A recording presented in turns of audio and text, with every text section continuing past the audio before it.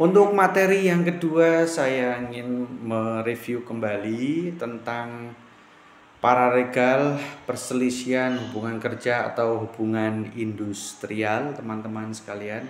Assalamualaikum warahmatullahi wabarakatuh.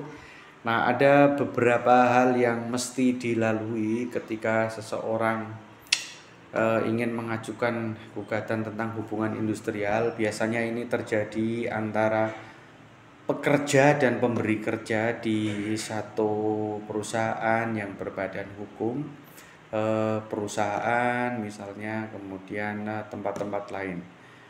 Ada beberapa tahapan bagaimana tata cara pengajuan gugatannya.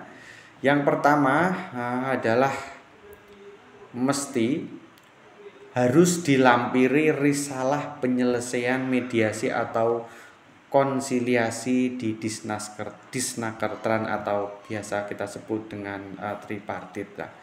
Jadi ketika ada perselisihan antara perusahaan dan pekerjanya, maka mesti diselesaikan terlebih dahulu dengan disnaker. Nah, dari disnaker itu akan ada rekomendasi-rekomendasi yang mesti ditindaklanjuti oleh perusahaan dan kedua belah pihak.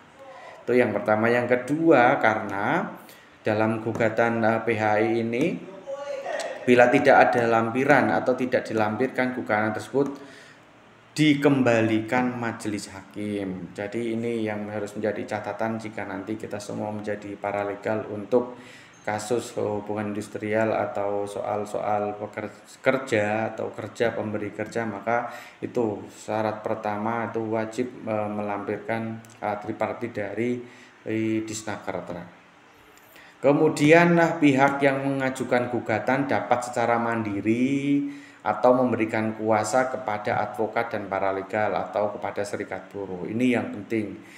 Jadi jika Anda seorang pekerja di suatu perusahaan itu ada sengketa atau perselisihan dengan perusahaan, maka Anda boleh mengajukan sendiri gugatannya, karena menurut Pak Sukni, seorang yang ingin mengajukan soal PH ini bisa datang ke pengadilan untuk tanya-tanya ke panitera ini biaya gugatannya berapa, bagaimana cara pembuatannya, dan jika misalnya di pengadilan itu tidak memberikan informasi yang betul, maka justru yang salah adalah dari pihak pengadilan tersebut. Nah, itu yang penting. Kemudian jika misalnya tidak mampu sendiri, maka bisa memberikan kuasa ke advokat dan paralegal. Nah, ini catatannya adalah kalau paralegal ini tidak memiliki kuasa untuk acara persidangan atau pengadilan, beracara di pengadilan, dia hanya membantu soal administrasi, misalnya membantu menyusun gugatan-gugatan atau kepada serikat buruhnya di mana dia terdaftar di serikat buruh tersebut untuk memberikan kuasa. Nah, kemudian yang paling penting adalah bahwa ada soal di sini yang penting, soal domisili hukum pekerja. Jadi ketika gugatan PHK diajukan pengadilan kehubungan industrial pada pengadilan negeri, hukumnya meliputi tempat buruh bekerja. Itu menurut pasal 81 Undang-Undang Perselisihan Hubungan Industrial.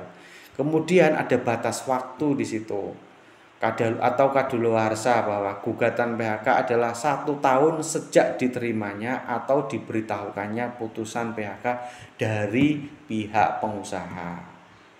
Nah, jadi 1 tahun itu perlu sangat dimanfaatkan oleh para pekerja atau buruh ketika misalnya diberhentikan dari PHK secara sepihak oleh perusahaan. Nah, itu catatan-catatan yang mesti kita perhatikan ketika nanti Anda semua, kita semua termasuk saya menjadi paralegal di penyelesaian hubungan industrial ini.